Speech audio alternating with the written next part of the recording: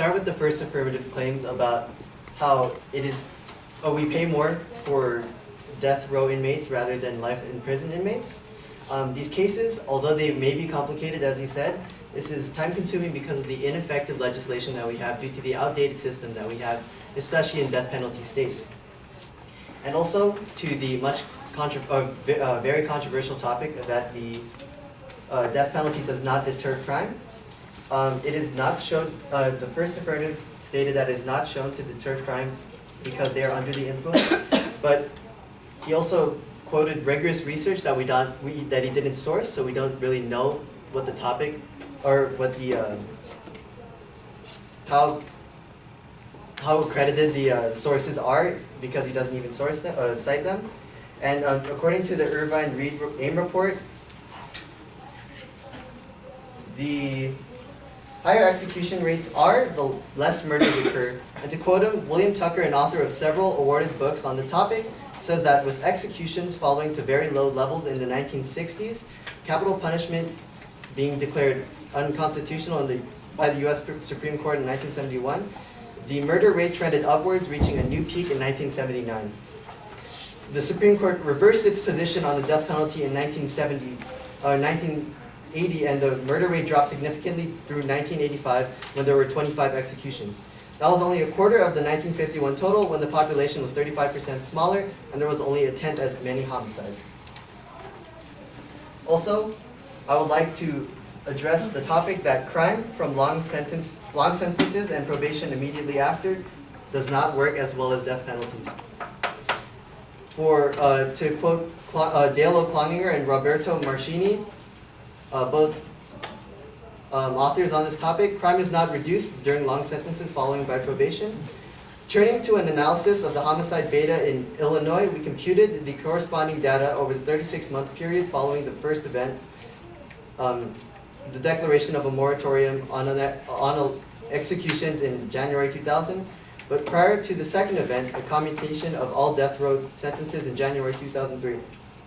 The resultant empirical beta is 0.81 with a standard error of 0.85.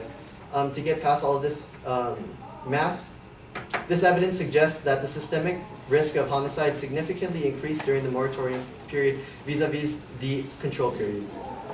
And also, to use the same source of their study execution moratoriums, commutations, and deterrence, the presence of higher homicide rates in Illinois from the death penalty states such as death penalty states like Illinois, than in non-death penalty states does not imply either an absence of a deterrent effect or suggest the presence of a brutalization effect.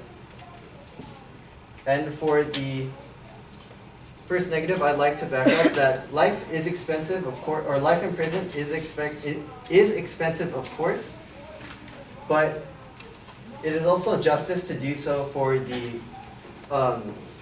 the closure of the victim and the affected parties.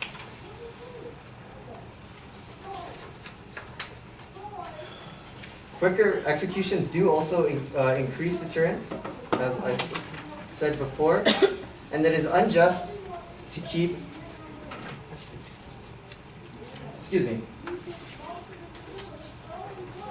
I got my sources mixed up. But yeah, it is unjust to keep the prisoner in prison as they are given free housing and free food, whereas the victim is cold dead, and he can't. It's basically unjust to allow the offender to live, whereas the victim cannot see the justice that is given. On the topic of ethics, the executions on death row are virtually painless. To quote Casey Carmichael from San Mateo County, her article is titled "Capital Punishment is Morally Justified." Two most popular forms of capital punishment are lethal injection and the electric chair. And for the injection, he is first put to sleep with thiopentyl sodium, and then he is administered potassium chloride that will give him a cardiac arrest. The criminal dies from an anesthetic overdose while he or she is unconscious. And for the electric chair, there is an initial jolt of 2300 volts which lasts for 8 seconds, which kills the brain. A low voltage jolt of 1,000 volts, which kills the heart, and then the subsequent jolts stop the heart in case it is still beating. We'd also like to address the fact that inmates do prefer death sentences rather than life in prison. And on the topic of ethics, it is very important to see that we don't go for revenge, but rather retribution for the death sentence inmates. There are an increasing number of states where the only alternative to the death penalty is life without the possibility of parole. And to sum this up, for a lot of the prisoners on death row, they are becoming well aware that they are going to die in prison, and it is torturous to the brain for them. Another topic on the ethics of the death penalty, it is ironic to attempt to get even crueler punishments for death row inmates. Life in prison would be a more humane sentence than capital. Life in prison would not be a more humane sentence than capital punishment. And some death row inmates even resort to barbaric methods to punish even murderers that have done terrible things and have been placed in prison. At the same time, for this life sentence, they also say, such as my last source, that it is much more punishment than death, as it is torturous to the mind.